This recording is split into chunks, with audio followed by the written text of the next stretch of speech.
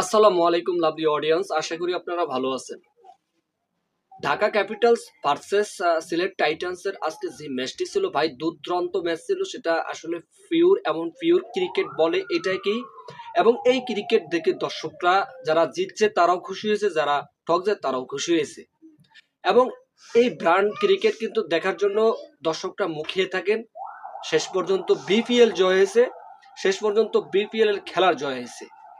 তো দেখেন এই দিনে হয়তো লাক ফেভার করে নাই ঢাকার সেই সাকিব খানের দল ঢাকা ক্যাপিটালস, তার দলটি লাক ফেভার করেনি, হয়তো তারা হেরেছে। কিন্তু হারলেও মানসম্মত হারা হারছে শেষ পর্যন্ত সাব্বির রহমান, আমাদের Shamim Hossain Patwari, the amazing big স্টেজে বিগভাবে কিভাবে প্রেশারকে সামলিয়ে প্রেশার মুভমেন্টে কিভাবে খেলতে হয় সেটা আজকে হয়তো শামীম হোসেন পাটোয়ারি দেখিয়ে দিয়েছে। এবং আপকামিং টি-20 বিশ্বকাপে যে তিনি একেবারে সিলেকশন তার জায়গাতে, সেটা আবার আমরা প্রমাণ পেয়েছি। শামীম হোসেন পাটোয়ারি তার 43 বলে 81 রান করেন, স্ট্রাইক রেট ছিল 190+, এবং 3টা 6 মারেন, 9টা 4 মারেন। তো এটা কিন্তু একটা মানে চারটিখানি কথা না। এবং 43 বলে 81 রান, এটা চারটিখানি কথা না।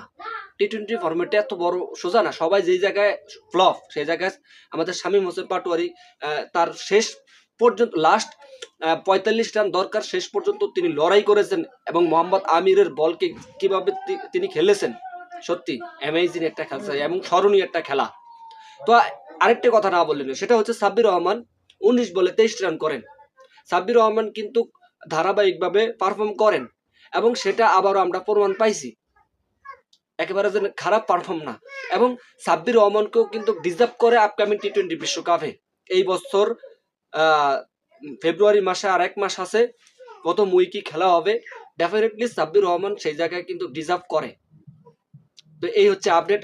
আসলে ক্রিকেট শেষ পর্যন্ত জয় হয়েছে। এবং আপনারা যদি হারিকেন বলেন, অথবা টাইফুন বলেন, অথবা ঘূর্ণিঝড় বলেন, সেই সিলেটের মাঠে হয়েছে আজকের ম্যাচটি।